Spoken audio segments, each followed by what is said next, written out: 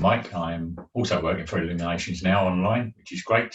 I am a deep energy stroke trance healer. And if you need any sessions with that, again, for Illuminations, I also do meditation training, consultancies, consultations. Again, that would be via Illuminations. So thank you. Right, just a few practical notes. In England, we say housekeeping points, but when we do seminars and workshops, we really like it if we get audience participation. So bear in mind that at the end of this, you will have the opportunity for questions. You can also go in the chat box and answer questions, but we're not very good at managing the chat box and talking to you at the same time. So if we don't get to your questions in the chat box, could you please repeat them on our Facebook page, Rainbow's End in Dubai, and we will personally get back to you. And the last thing, I think you may have done this already, looking at the signs on the screen, but just to keep your microphones muted. So the title of this seminar, it's your choice, it's your future. Create your own future with your choices. That is your power. The choices we make today create our own future. Okay. So let's have a look at, say, a dictionary side, if you like, of the meaning of to choose. Okay, so what does it really mean? Okay, to select, it means to select, basically. It could be a person, it could be a thing, it could be a course of action, etc. From a number of alternatives. So you have that to be able to do that from a number of alternatives. So let me ask you now, you need to just maybe reflect a little bit on this. How many choices have you already made since you woke up this morning? Just reflect on that a bit. Most people think, well, I've made a couple of choices and that's it. But you probably made around about 100 already, but you don't actually realise it sometimes. Like clothes to wear is a choice. What clothes do I wear? What food do I eat? There's a choice. TV programs. A lot of choices on a TV program anyway. How do you choose it? What do? You chose to watch a certain TV program, whether it's the news or whatever it is. That's fine. Absolutely fine. Etc. etc. One choice you definitely made, probably a few days ago, today, is to come to this seminar. You created this moment in your life, if you like, or in your future. So maybe if you did it a week ago, it's now your future. It was your future then, it's now reality now. So you chose that. You chose to be here. For example, a choice you made in the past, you choose to be here now. That's your choice. And so here you all are. As I said before, welcome. I just want to clarify something here about the future. So as a medium, and I'm always advertised worldwide as a clairvoyant medium, I always have to clarify something. And that is that it is not possible to categorically tell the future. Now, do any of you know why? Just question yourself, why can't I categorically tell you what's going to happen? And the reason is really quite simple. You've all got free will. But a lot of people that come to me for readings or question me about things will say, well, I want to know what's going to happen. What's going to happen to my family? Are they going to be safe? What's going to happen to my children? What's going to happen in my career? What's going to happen in my relationship? Is this going to happen? Is that going to work out? And everybody's putting it over to me to resolve their choices. And what I say to people is, in a reading, I will sense opportunities, possibilities coming up. And I will always tell you what they are. But I will equally always say, it's your choice. So when I told you the opportunities, potentials, possibilities I sense coming up, I will always say, I cannot tell you what you will do with those, because that is your choice. And what I always tell people is, that is your power. So don't try and pass your power to me, please, because actually I don't want it. I want you to have it. I want you to be empowered. You will have opportunities, you will have possibilities, but what you do with them, your control over it, your power, is your choice. In a reading, for example, I could give you clarity and guidance. And I like to do that because it's helpful, hopefully, and it supports you a bit in a confusing world, particularly at the moment. But I cannot make your choices for you. Okay, so let's look at what creates opportunities for us to make choices. Events. So we'll look at events. These lead to opportunities to make choices, but with our free will. We have to do this. It's us. We have that power, as Sandi said earlier on. But these limits give us rise to more choices. So we make a choice like that, and then we have to make another choice because we've made this choice. So everything limits us as well. So don't think about it. So I'll give you an example. Obviously, one of the biggest examples now is COVID-19. It presented opportunities and a need to make choices. So there was an opportunity given to us because of COVID-19, but we had to make a choice. We had lots of choices to make. Okay. But limits were then placed on us. So, for example, the lockdown or whatever, it gave us a limit. We could only do so much. We could only choose so much. We only had to make so many choices by lockdown. And the restrictions the lockdown gave us, we had to make choices. But when we had that choice to make, it presented other choices. So the limits were put on us by, say, the governments to go into lockdown, and we'd already made a choice of what we wanted to do.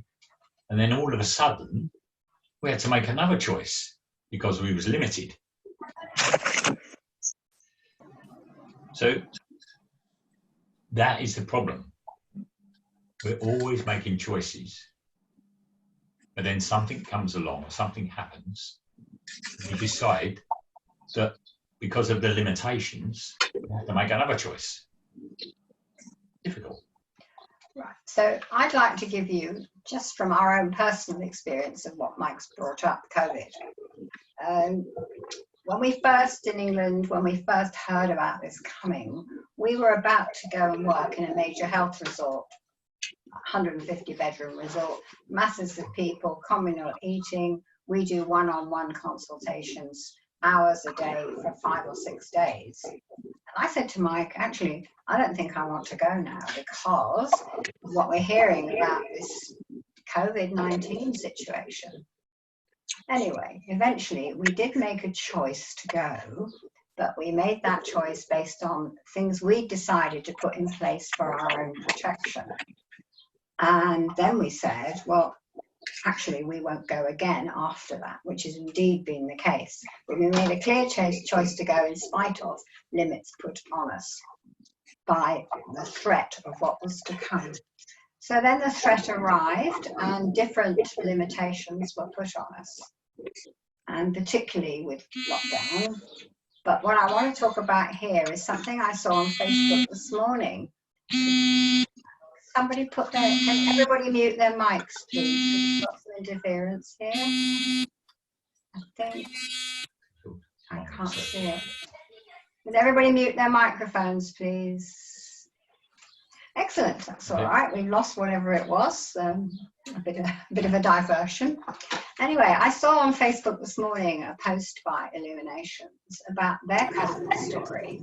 And what they did was the opportunity, with the limits placed on them by COVID, i.e. they had to close all physical situations, they decided to do something different.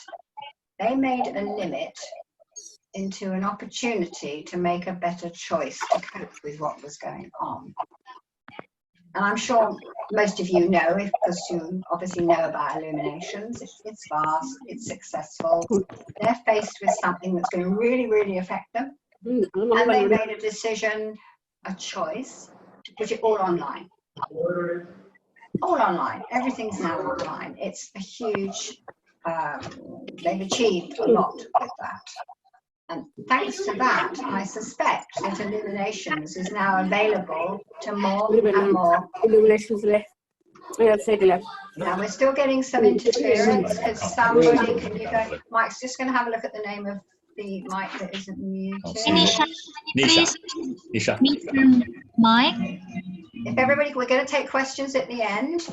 We can't take them in the middle really because it just sort of, we haven't got enough time basically. We really need 2 or 3 hours to do this, but we're trying to pack it all in for you. We will take questions at the end. If you can't get your questions in, then go to our Facebook page, Rainbow's End in Dubai, which is all about Illuminations and our work for them, and we will personally answer you. Okay, so just going back to the examples of opportunities presented and choices made from limitations, that is exactly what Sonia Illuminations did. She picked it up and ran with it. She just created the most amazing reality out of an opportunity. She made a choice, put it all online. Now then, what's really interesting is because she did that, she created an opportunity for us. So we had been going to come out to Dubai just before you got your first cases of coronavirus. And we were going to come out and just have a look around and meet a few people and just present ourselves. So when this all started, we just said, actually, we're not going. So we cancelled it, pushed it on the back burner, as we say in the UK, and left it. And then one day we got a communication from Illuminations where we talked to them about working online with them. And we made a choice, to cut it all brief, we made a choice to do it. We saw the opportunity, there it is, what shall we do? And it felt right, so we did it. And we created this moment you're witnessing now in our future by a choice we made. The choice was created by an opportunity given to us by Illuminations, who created their own opportunities. So I'm sure you get the drift of what I'm saying. It's really very practical. There's nothing mysterious about this. It's a very practical process. And we could quote other examples that we know about. We do a lot of festivals in the UK where we have 60, 70 participants, and one of them is a crystal seller. He's called Dan Rocks. And what Dan Rocks has done, because obviously we have no festivals, no gatherings here anymore, what he has done is every single day of the week he's on Facebook and he's teaching people and children, not children aren't people, but he's doing it for all age groups. He's teaching about crystals and he's there every day doing it. Somebody else we know who runs a spiritualist church, she's put all her services online, so she's getting multiple people coming, more than she'd have got in reality. But also, interestingly, with Karen, we've seen on Facebook, she has a huge, huge talent as an artist. And she dragged some oil paints out of a cupboard somewhere and said, oh, I'll give it a go. And now on a regular basis on Facebook, we're presented with what she's creating. It's absolutely enormous. So in other words, there's always opportunities, there's always choices, and you can make them. This is true. No, that's right. No. And of course, you must remember, this is about us. So the choices we're making, the opportunities that come to us, and we decide to act upon it or make a choice for ourselves, it is our free will. We have the right to do that. Everyone has the right to do that. It is your free will. And that's very important because it's yours. Nobody can take your free will away from you. And I'm not going into any political thing or anything else. I'm just trying to say that is your natural gift. Nobody can take that away from you. And it's really lovely because you can choose what you want to do from that. So this is a gift which is given to us all. It starts off a bit different though in life, because if you think about it, as a baby, as a child, we don't have so much free will. Okay. So as a parent, or parents, if you like, and teachers,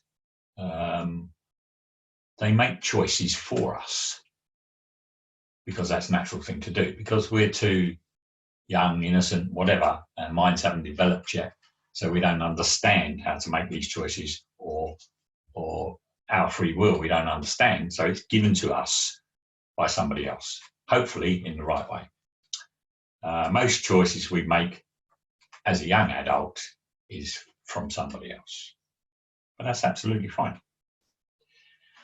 So once we start to get older and we can make our own choices and we have our own free will, that's called life, and that's where life tends to get in the way a little bit. So for example, we make a choice of a career, if you like. Invariably, well, for a lot of cases, we hope that that's the right choice. Sometimes it's not, and you may find that out a little bit later in life, but that doesn't matter.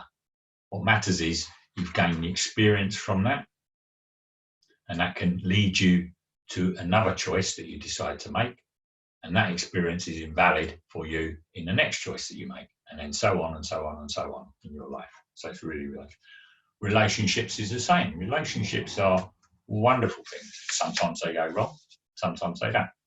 It doesn't matter. It's a choice you made about a relationship, and it's really great.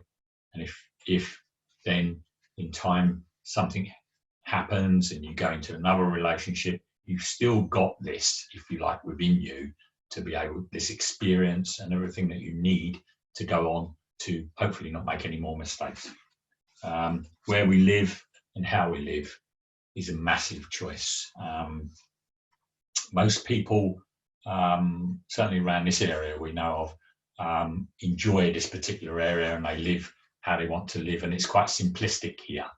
But I know from where we've both been before in several places and lived, of course, in big cities like London. I'm not sure what it's like in Dubai yet, but that sort of thing, we will find out. But that sort of thing can be quite disturbing in a funny sort of way, because it's there's a lot of people around, a lot of things going on, a lot of influences, a lot of choices you have to make.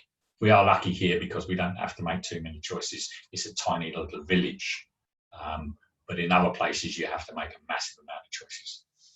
But it is your choice because you have free will. So, limits on our free will. So, we've talked about it a little bit. So, upbringing has a big limit on our free will. You know, we're told to do this or told to do that.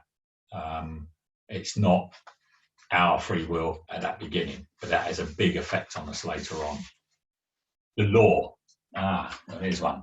Limits on our free will. The law has to be the law. You know, the police force, whatever you call them out there, the governments, whatever, they say, they set out a category, they set out a certain criteria. You have to abide by that criteria. Okay, so let's put a limit on us, but we can change. We can change certain things. It's only put a certain limit on us. So we have to recognize that. And we have to make a choice according to how and what those limits are. Okay. Culture is another one. You know, we're all in different cultures and we have limits on what we can and can't do. So again, we have to make a choice that's relevant to our culture and our limits. Religion, exactly the same. You know, maybe we can always question it. We can question it. You can always question anything, but there are certain factors that if you want to stay within that certain, again, a bit like religion, if you want to stay within your religion, whatever it is, of course you can question, but at the same time, if you want to be within that particular sect or whatever, religious community, then there are going to be limits. But that's okay. But you can make a choice that's around that limit that you're in. Personal responsibilities like families, you know, especially I'd see there's a couple of children there. With their mothers. With their mothers, of course. Yes. You're responsible for that. So yes, you know, that's your choice, and there are limits on that, but you have to represent that rightly. Money, well, limits on our free will and limits on us for money. Yes, sometimes some people have more than others. Some people need more than others. But again, we can always make choices around what we have or what we don't have. You know, if, for example, the man next door's got a lovely, bright, shiny new car, and you think, oh, I'd love to have that. Maybe you may one day, if you limited yourself to what you don't particularly need,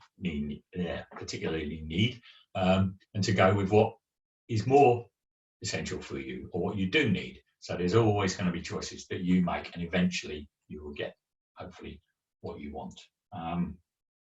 Beliefs, again, that's the same, pretty much like religion. Whatever we believe in, whatever we want, it's our choice, and we can make it. There are limits to it, but it is always going to be our choice. And don't forget, the choices you make, I mean, you can do whatever you like with the choices you make. You're very, very powerful, more powerful than you think, with what you choose to do or choose not to do. There's always that side of it as well. Sometimes we choose to do things, but maybe we shouldn't. Maybe we should try something else. Time, that is massive. The limits we have on time, and time really affects our free will. I'm a bit of a time freak. I'm not so bad now. I'm getting there, but very slowly. I think I had 50 watches at one time. I'm only down to about 4 now because I've been made to sell a few of them. I'm joking. And I was always, I'm forever looking at my watch. I don't know why. I'm not going anywhere. It's just a habit, if you like. I choose now to spend my time more wisely. I think certainly since we've been living in this place here, and certainly since lockdown, I've realised that I'm not going anywhere. So why am I bothered about time? I choose to slow down. I choose to look at a plant, a flower. I choose to listen to the birds singing, which are absolutely amazing. I never used to hear them before because of the traffic going past. Now there's not so much. I choose to listen to that, and it's great, really great. So be aware of time as well, because although time has limits on us, we can choose how we spend our time. A bit like how we spend our money, really. A bit like how we spend our money, exactly. Time is man-made. Who says day's day and night's night? Somebody did. Somebody came up with it at the end of the day, and it doesn't matter. You know, it's our time. So be very, very careful of time and your choices and your limitations and how you use it and how you are. Yeah, actually a big difference between time and money, if you don't mind interrupting. When we spend our money, we make choices because we've just got limits on it, how much we've got. But we can top it up again. When we make choices about how we spend our time, we can't top our time up. That time has gone for us. So it's really, really important to consider that. It really is. So had you finished that? Well, yes, so about just ourselves as well. We all put limits on ourselves, and we all have choices that we've made for ourselves. Again, it's important to be aware of what your limitations are, if they need to be as harsh as they are, if they need to be better than they are, and look after yourselves with this. Your choices you make yourself, and it's okay. And it's also okay to make mistakes with your choices, because we all do, because mistakes are only another way of learning. So if you make a mistake, fine, you make a mistake. Then when you do something else again, you think, that was that way, I'll learn from that, I won't do that again, so I'll change it. I'll make another choice. I'll go down another road and not this one. So just picking up on that, within limits, which Mike's now gone through quite a lot of limits we find ourselves placed within. I'm not sure how many of you realise that in England yesterday was the 75th anniversary of Victory in Europe Day, VE Day. So it was a bank holiday, big sort of celebratory thing. And lots of activities have been planned prior to COVID. So, but of course, we are socially distanced, as are you. We're not allowed to travel. We can only go to essential shopping. We can only do 1.5 hour of exercise at a time at the moment. But it was really interesting how innovative people were yesterday. So in our village, I mean, our cottage is covered in red, white and blue flags. So anybody looks on Facebook, my Facebook page, you'll see it. And people here decided to have socially distanced street parties. So what that involved was walking down the lane here and peering over people's walls with a glass of Prosecco in our hand, talking to people.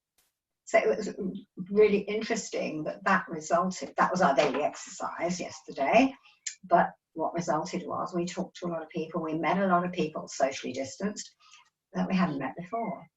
And the energy created by just the appreciation of what this is about, the memory of the last war and the sacrifices, was amplified on television by various interviews. But again, social distancing meant a lot of things couldn't happen.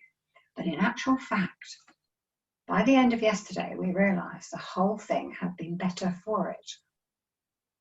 Because a lot of people appeared on Zoom that would never have appeared normally, including the Prime Minister. A lot of it took place, the TV program took place in his back garden. But just amazing emotion came forward, amazing recollections. It was a lot more personal and probably a lot more enjoyable and a lot more relevant, because a lot of people compared it to what we're all going through now for COVID. So in other words, within the limits of the situation we all find ourselves in, parallels were drawn on a day when limitations were placed. But in actual fact, it turned out okay. But it actually accentuated the fact that we are all in a war now. Trouble is, we can't see the enemy, it's invisible. But the camaraderie, the bringing together of people, the opportunities created are huge. And that was really evident yesterday. It was really, really good. So something that we thought was going to be a non-event, we actually all enjoyed. So that was our VE Day. So that's a little bit of the UK for you, but it does demonstrate that we had choices to make within the limitations, but we took advantage of the opportunities, the whole country did. And it was really positive and enjoyable. And also on that as well, it was wonderful because we had 1945 food. So the food that they was eating in 1945, there was a lot of things called corned beef. I don't know if you know what that is, and spam and things like that. And the butchers were selling out these sort of products, scones, jam and cream, etc., cups of tea, all in nice china, sitting out the front there. You know, so again, the camaraderie and all this brought more people together. And lots of people made the choice to do it that way because of the limitations of the lockdown. So it gave us a great sense of a community that's probably not been since 1945. And I think that is absolutely wonderful. So you've got that choice as well. So how do we make our choices? What influences that process? So that's a big question, and you really need to be aware of the answers so you can take control of it. So one of the big ones is our minds. Awkward one, that. Our minds. They are really big at making influences and choices in our lives. Not necessarily right, because our minds are sometimes not quite right. Our minds sometimes can produce things or say things to us, if you like, but it doesn't necessarily mean it's right. It just means that's our minds, that's our thought processes. Our bodies, through the senses, give us lots of choices and influence an awful lot. That, to me, is the true, if you like. So the mind, the thoughts, processes come in. Shall I do this? Shall I do that? Or shall I phone a friend? Shall I give somebody else a chance to tell me what to do, etc., etc.? No. Let's look at our bodies through the senses. Let's look at the senses.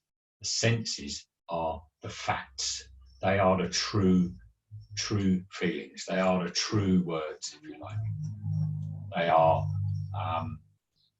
the true choices that we make.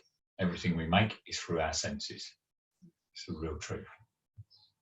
So like a feeling, if you get a feeling of something in the solar plexus, in the stomach area, it's real, it's you. Thoughts can be manufactured. And that's the spirit, isn't it? That's the energy that does that for us. Well, yeah. So we're actually talking here in this decision-making process and the influence on it. We're talking about a holistic process. So when you make your choices, you are being affected by a holistic process. It's the effects of your minds, your bodies, and your energy fields, which are your spirits. It's the emotions that are created. There's a lot to be aware of there, and that's a key word in choice making, is awareness. Awareness of our needs, awareness of what's affecting us. So we're going to go through in a little bit more detail about how our minds and our bodies and our energy fields or our spirits actually affect our choices. And again, we can choose how that happens. We can actually say, no, we don't want that. We actually want that. I choose to do that. I choose to ignore that. That's our power. So many people are unaware of their own power. We can all choose within various limitations, which we may choose to accept or not. Note the word choice again. It's up to us what we choose. So they were talking a bit about so mind. minds, I mean, the mind, again, is a powerful tool, and it can be very, very confusing. So the thoughts that we have in our minds can be negative or positive. So a lot of thoughts, a lot of things are negative. There's lots of things that are negative in today's world and comes into our minds, and it's thought, and it's all negative. We have positive. We can have focused thoughts, or we can have muddled thoughts. If you think about the mind and a lot of things coming into it, it's all trying to get in there at once, and we go, oh, well, shall I do that? No, I might make that choice and do that one, and then, well, but what if somebody else says that's wrong, and what if I don't like that? And so it all becomes one big mishmash, if you like, muddled. So clarity, awareness, that's what's needed. And that's where mindfulness, meditation, and again, self-healing can help. Mindfulness, to me, I like calling it mindful of mess, because it is a bit mindful, because we're not mindful of where we are and what we're doing sometimes. So it's a bit like that. So it's all messy. But that's where mindfulness and meditation, certainly meditation, can help clear out this muddle, if you like, and make clarity of choices, clarity of life. And you actually have choices with your thoughts in your mind, because if you're aware of them, you'll probably notice that some are negative, some are positive. And you may have an inclination something to go more to the negative or more to the positive. But just notice what your thoughts are giving you. And are you focused on what you're thinking about, or are you just thinking about anything that comes along? Do you have clarity, or are you muddled? And the mind is a really, really powerful thing, but it can be our enemy. It can talk us into things or out of things. Again, awareness. We're vaguely, we've got the makings of a book, which is going to be called The Art of Awareness, because it's so important. We actually ran a retreat in France called The Art of Awareness. And if you think about it, how many of us stop to notice what we're aware of in life? It's a big subject, but I'm not going to start on that because I don't have time. So I want to talk a little bit about our bodies and the information they give us. So obviously they tell us if our body feels good or it feels bad, but our bodies carry us through this lifetime. How do they do that? What do they use to guide them? Well, it's your physical senses. And I'm not going to go into all 6 because that's another big workshop program. But I want to talk about 2 of them particularly. I want to talk about what the information your eyes give you and the information that your ears give you. So what we look at, how does that affect us? Well, I can only speak personally because I can't really speak for anybody else, including all of you, because I'm not you. But for me, if I watch too much on television about COVID-19 and the hospitals, I mean, obviously we have to watch some, but if I watch too much of that, and the media is very good at just embroidering it and exaggerating it and whatever, that makes me feel really bad. I just end up feeling awful. And at the beginning of all this, we watched the news every night, which we never normally do, but we felt it was really important. We found ourselves at 6 o'clock every night, we're watching this, and it's just, we end up feeling awful, and there's nothing we can do except in our own little vicinity here. So we made a choice. We made a choice to only watch the news once a week because it made us feel bad. But our eyes also give us images of more beautiful things. So because we're allowed half an hour's exercise a day, we are finding as many different walks in our village, which is in the middle of countryside in Cornwall. As many different walks as we can possibly find and experience. And one we did the other day, we chose to go on a route through some woods. And it was breathtaking. The wild garlic and the blue bells was just all in full bloom. And it was fantastic. And it just made me feel amazing. I didn't want to come out of the wood. I wanted to stay there. But time limited my choice to stay there because we had a reason to get home. So can you see all these choices that come along? But my eyes were giving me that experience. But we also need to be careful that the experiences we're given on the media through our eyes, what effect are they having on us? So what about advertising? How many of you make choices to buy things online, much more than you did before all this started? I don't know what it's like in Dubai, but in England during lockdown, the Royal Mail are struggling with deliveries because so many people are ordering so much online. If you go on Facebook, every 2 seconds an advert pops up and you can do instant purchase. But your eyes are persuaded perhaps by what you're being shown. Again, a choice. It's very tempting, but be aware of what made you make that choice. Did you really need that thing? Or are you just thinking, well, because they said that, that and that, I need it? So I'm sure you get the gist of what I'm getting at here. Be discerning about the information given to you by your eyes. So Mike's going to talk a little bit about the ears, because he's a good listener. Well, I'm not sure about that, but anyway. Yeah, the ears is the same. I mean, do we really listen? Or do we just hear things? Or do we hear what we want to hear?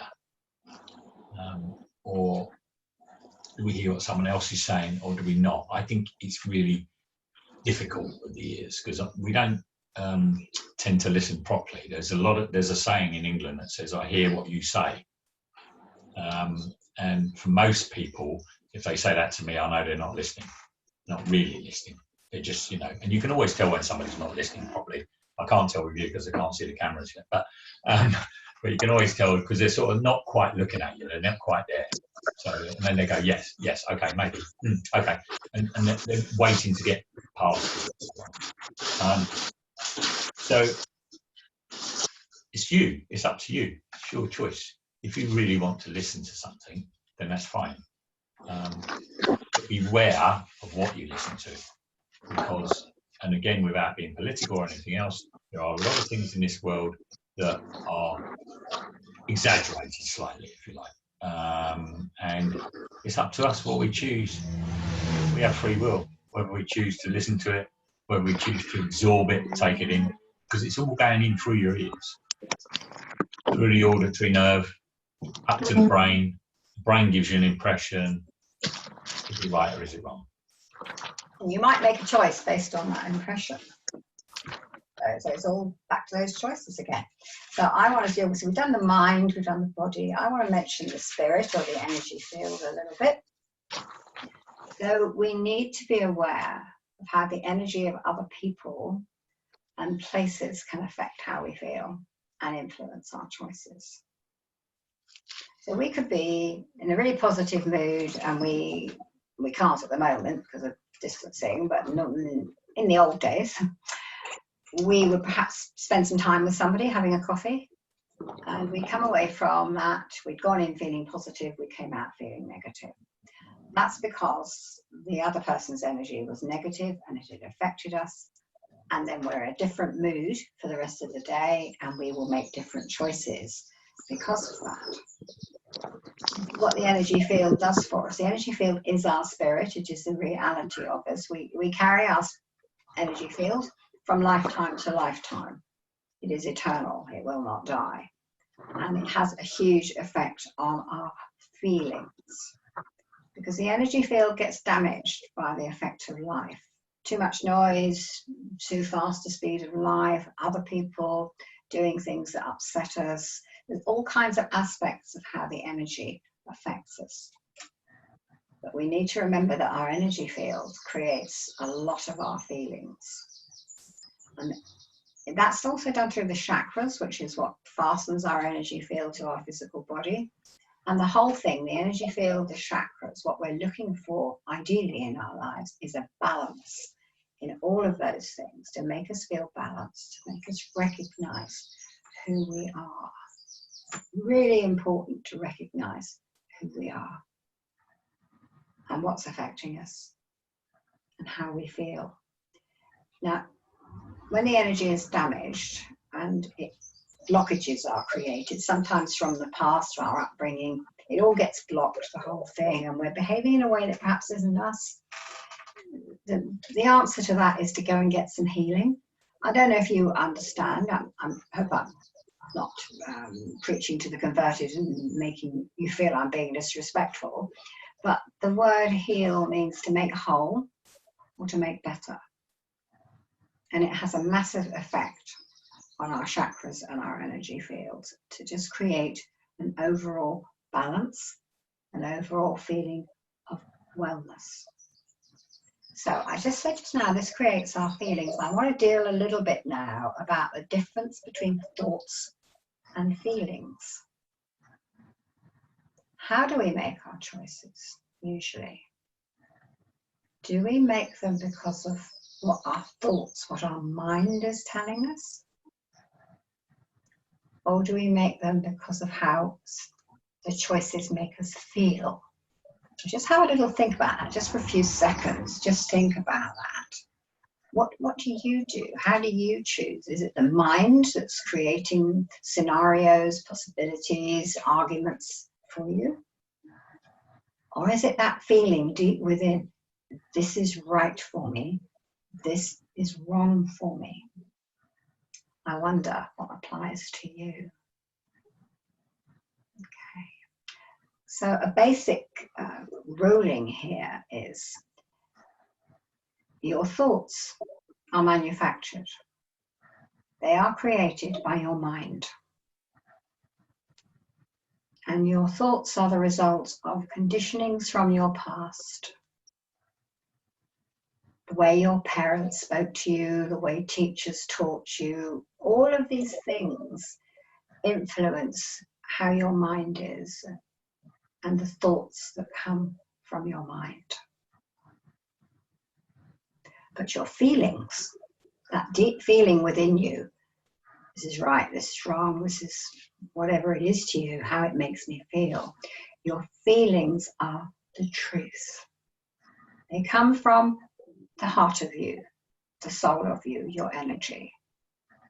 Always remember that your feelings are the truth, your thoughts are manufactured. So I'm going to just give you a very quick example of something in my life. I once received an invitation to a wedding, son of a friend of mine. And I picked it up and thought, oh, okay, so I better book a hotel, I better do this, I better do that.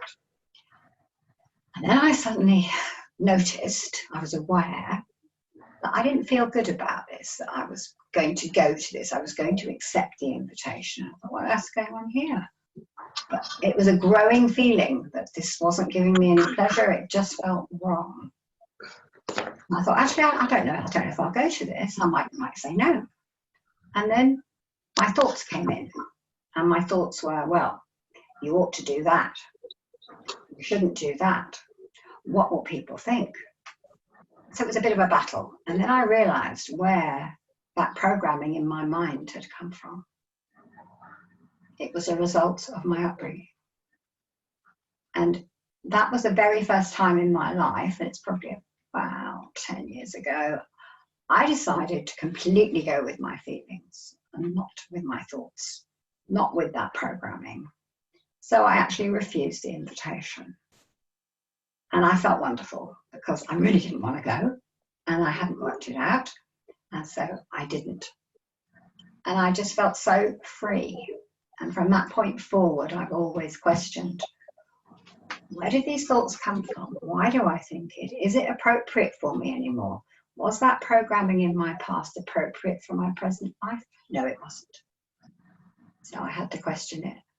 And to make my choice, I had to go with my feelings, which is why I did. Okay. So, have you got anything you want to say about that? We're going to do some other examples about where we've made choices in life based on certain things.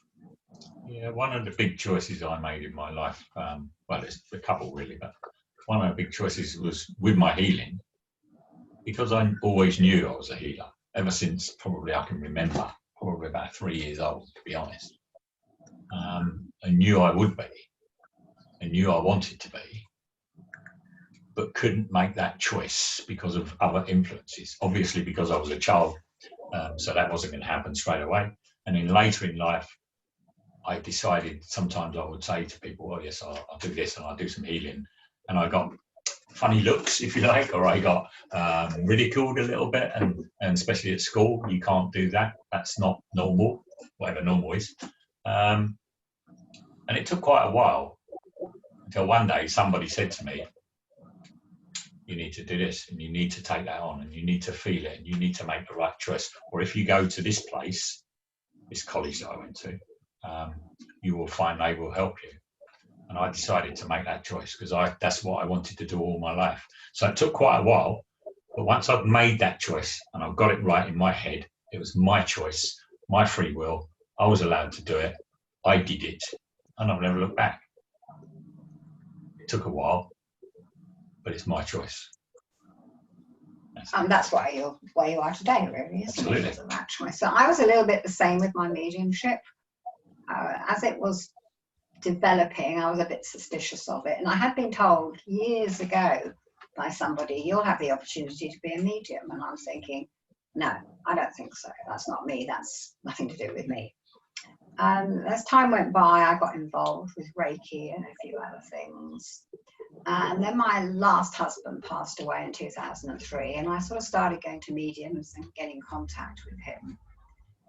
And I thought, oh, well, I might like to do this, so I can make the contact with him. So I went to the same college Mike went to, different course, and I discovered on day one that I could actually do it. All my clair senses, my high vibrational senses, all came in one day, and I realized that I could do this. And I was scared. And at that moment, the choice I wanted to make was to leave the college on day one of a 7-day course and go home and be safe. just feel comfortable again. But the opportunity was there, and I made a choice then that I would stay. And I discovered that I could actually do this. I wanted to do it. But then there came another point later on where I had another career. I was in financial services, so pretty high powered, pretty high flying, pretty successful. So how does that tie in with being a medium? Spiritual life? Well, it really didn't. But there came a point when I didn't feel right about the financial job, and I did feel right about the mediumship job. But my mind said to me, well, how are you going to make enough money? How are you going to do this? How are you going to do that? And I was like, oh, I'm not sure if I can do this. But my gut instinct said, just do it and see what happens. So I did. I resigned from the financial services job. And for about a week or so, I was a bit scared about how I was going to live and where it was all going. And then I got a phone call from a big organisation in England called Champneys that run, there's now 6 health resorts. They're all shut at the moment, by the way. But I got a phone call saying, will you come and work for us as a medium? Because they'd heard about me. And so I made that choice to do that. At that point, I decided, yes, I am a medium and I will go and do this. But it was a choice, an opportunity in which I made a choice. But you know what? I could have made the choice the other way. I could just have done that. But I didn't. So that's just a couple of examples in our personal lives where choices, opportunities have been presented, we've made choices. And as a result of all of that, we're here talking to you today, and we're really happy about that. So let's not forget, we all have choices. I want you to remember, today was the future yesterday. Today was the future yesterday. So what will you choose for your future? You have the choice. You have the free will. All down to you. Okay, so we'd like to now open this up for questions. And I did say at the beginning, we do like participation from people. We actually love answering questions. If they go a bit off track, that's okay. But has anybody got a question for us? You can unmute yourself if you have. Unmute yourself and you can speak.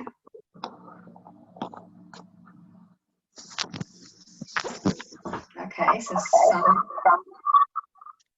so who's got somebody in the bottom of the left? I can't hear you. Can you speak up? Oh, can't hear it. Can't. Oh, okay. All right, so I think we can't quite pick that one up. So somebody else, have you got a question for us on what we've been talking about opportunities, choices, your future? Oh, no, nobody's got any questions. Are you sure? I have a question. Oh, good. Sorry, there's a lot of echo. Yes, there is. Can you see that? Can you see the name? Just have to turn the mic on.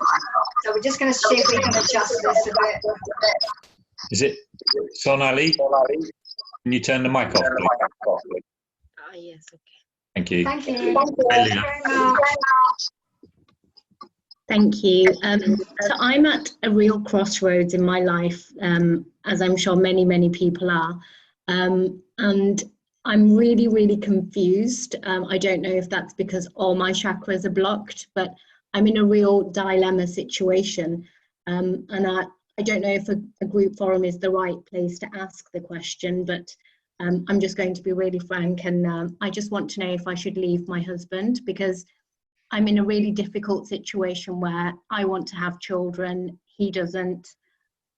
We've been together for 10 years, and I'm getting to the stage where if I don't make a choice to leave him and move on, I may not be able to have children in my life. So it's a real dilemma situation that I'm in. And I think being in a lockdown situation, so I'm also in the UK, it really makes you analyze what is important in life, you know. And when we're at a stage where family mean everything and you don't have family, you don't have children, it really makes you question all of the choices to what has got you here today. So even though it sounds like a really crazy question, should I leave my husband, it's one that is actually something that I'm really considering.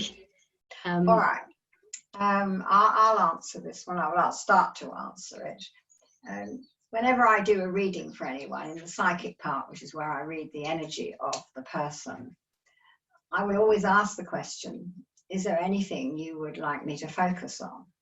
So in your case, it definitely would have been the possibility of ending a marriage. So I would go into that. I would find your husband's energy within yours. I would talk about that. But I want you to recognize that you're quite right. This is a difficult question for you. And it does require you to know yourself and to actually recognize and acknowledge your needs. Because you are the most important person in your life. As spirit, and our energy field is our spirit, when we come to this lifetime, we come from the spirit world. Our spirit is then carried through this lifetime via our physical body. And then our spirit leaves this planet. But in all of that process, regardless of who we walk with, we must remember that we are the most important person. Now, that doesn't mean we can go around hurting people just at will. We can't. We have to be considerate and do it in a nice way. But you need to question your feelings, and I think you know the answer already, that deep within you, you know what's right. What you probably lack is the self-confidence to just go forward and do it. Does that make sense to you? Yeah. I can, you know, it's something I have to, this is a topic I have to deal with a lot when I do readings for people. I'm really happy to do it, but I always go into themselves, the real person, quite a lot to help them manage their decision-making process. Because the mind's going to have that effect. The mind will always say, what if, but what if that happens? What if that happens? And it'll say, what about this and what about that?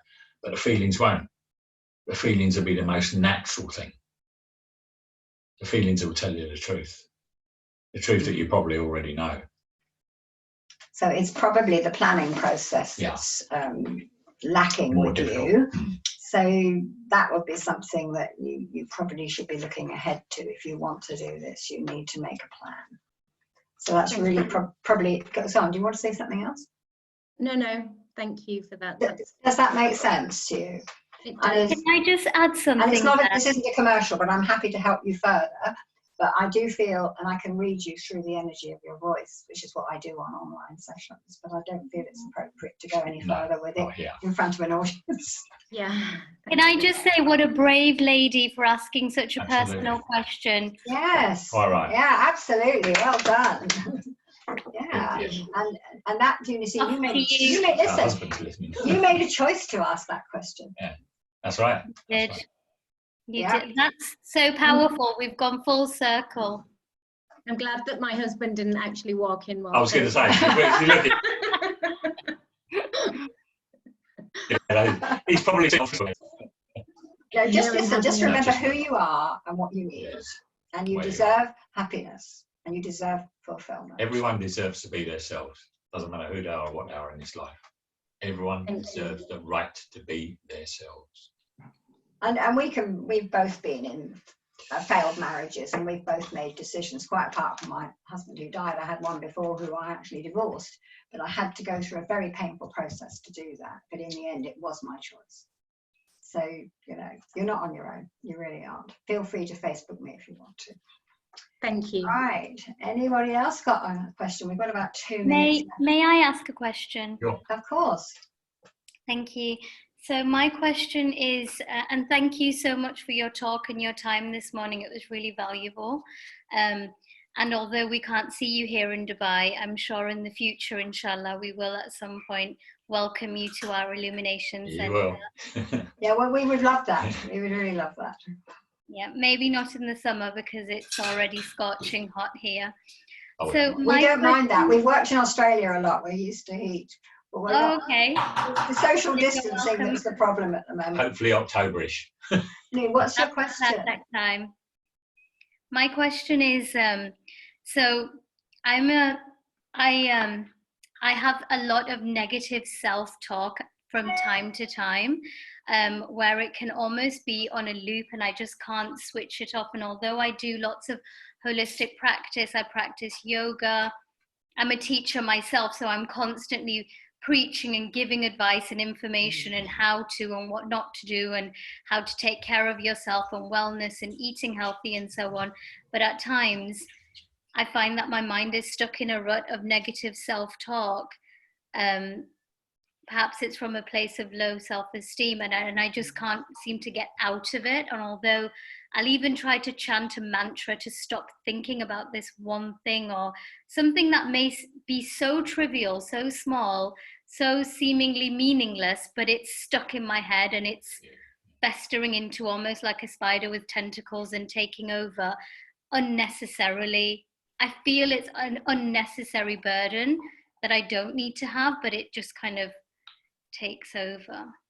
Do you know where this programming came from? Have you identified that? I think so, yes. Okay, so the way we look at these things like this, it's a little bit like an app on your phone or software on your computer. And when we have one of those things and we don't need it anymore, what do? We uninstall it. You need to give yourself, you need to work out where it came from. And you need to give yourself permission to think in a different way. So that's one tactic, because sometimes we have guilt programmed into us. You're supposed to do this, you're supposed to do that, or some person has given us a negative way of thinking. We need to give ourselves permission to reject it. And then we need to have a practice of every time we have a negative thought, we create a positive one to reverse it. Turn it into positive. Turn it, whatever it is that you're thinking, turn it into a positive and live that reality. So this is obviously, we don't have too much time to talk to, but that's a very simplistic way of doing. Do you meditate? I have started to recently, yes. Good. Don't try too hard either. Yeah. A lot of things in your mind is probably because you get more anxious about it because you want to do it, you want it to stop, and it's almost like you're putting up an invisible barrier so that thoughts can't come out. What you need to do is just relax with it and sort of be a bit blasé about it. Okay, it is what it is and it's fine. So I'm not going to try too hard. I'm not going to worry when these thoughts come in because they will and it's natural. Actually, one more thing. When these thoughts come in, write them down. Yeah. Because what you can do is a self-assessment. Every time the thought comes, write it down. And then later on, read it. You can say and then you'll think, oh, not that one again. Mm. I get a lot of people to do this, and it's called self-assessment. It's the most powerful form of assessment there is. You could come to me for an assessment, and I would do an energetic assessment as Mike would. But it's on an ongoing daily basis. It's best to assess yourself, be aware of what's affecting you. Thank you. And you are aware of your thoughts. Just give yourself permission to choose to ignore them or to think something better for yourself. Because I think you deserve better than you've got. That's the feeling I have, actually. You deserve better than you have at the moment. So I hope that helps. And for anyone else, because I think we're kind of out of time now, and what we would like to say is that if you've got any other questions, then send them to us on our Facebook page. Can I ask a question? Oh, yes. Who's coming there? Yes. So, hi, I'm Prachi, and I'm actually in India right now. I'll just try to make my question very quick. With the COVID situation here, everybody is under a lockdown, and in India, the culture is such that we do get household help and maids to help us with the house chores and everything. Now, since we have the ability of working remotely from home, my work from 9 to 5 is still going on, and to top it all, I also have housework, laundry, cooking, washing utensils, everything. Now when it started, I was actually kind of looking forward to the lockdown because I thought, oh, I'll get more time to meditate. I'll get time to read my books. I mean, of course, we are in a family of 3, and uh, I can't say no. I have to cook the food. I'm not doing it from a place of begrudging that I don't want to do it. I really enjoy it. I love cooking food. I love taking care of people.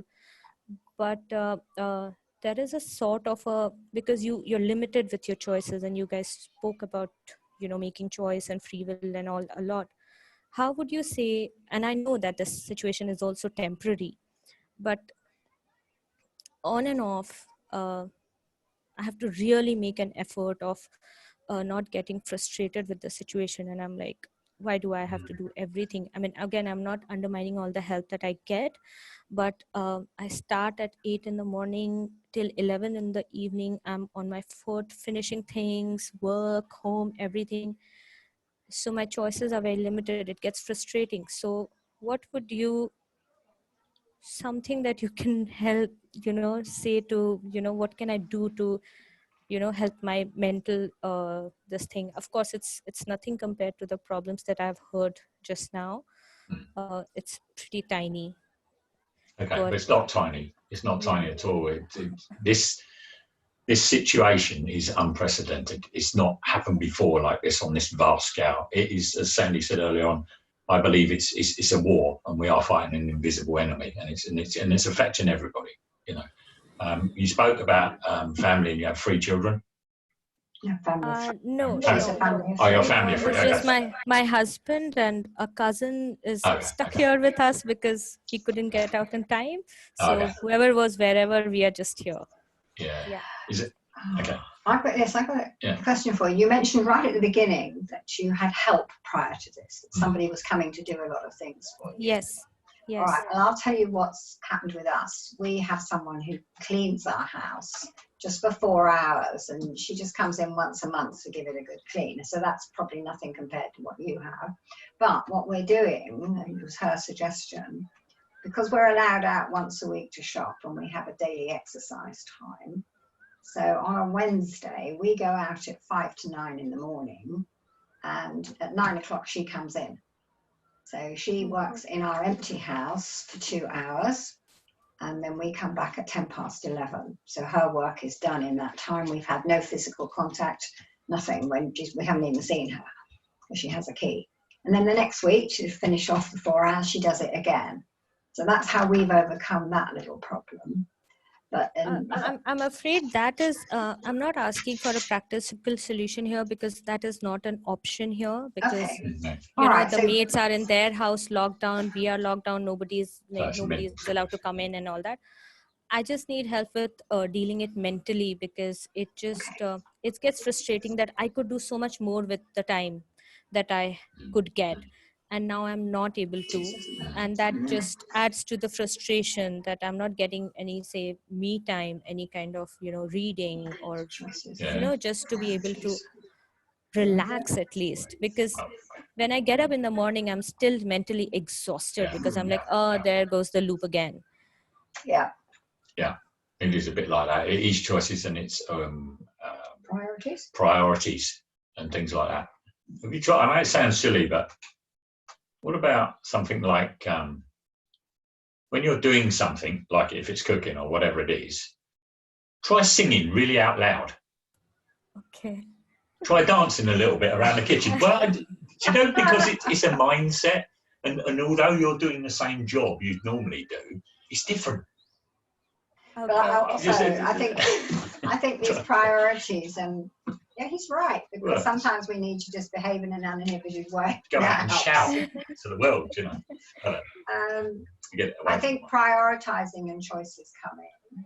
So perhaps you need to make a list of all the tasks you feel you have to do every day, and look down them and think, okay, I want some time for me time. What shall I get rid of here? What really could I ask somebody else in the house to do? Maybe your cousin.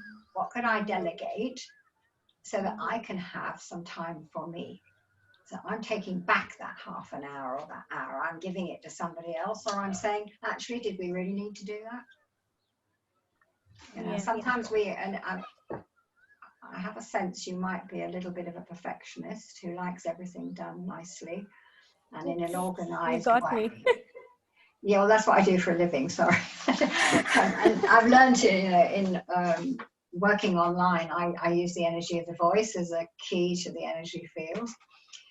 And I can actually, this resonates with me because I can be a perfectionist. I need everything done, this, then. But I've learned that actually I make choices and I just think, actually, you know what, that doesn't matter so much if it's not done amazingly well.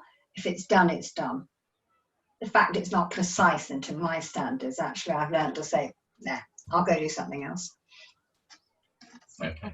So when we have sunshine in England, I like to go and sit in it because it's quite not so usual. So I will delegate to this one. Yeah. But you can do that instead. And so I made a choice to swap something. Does that help?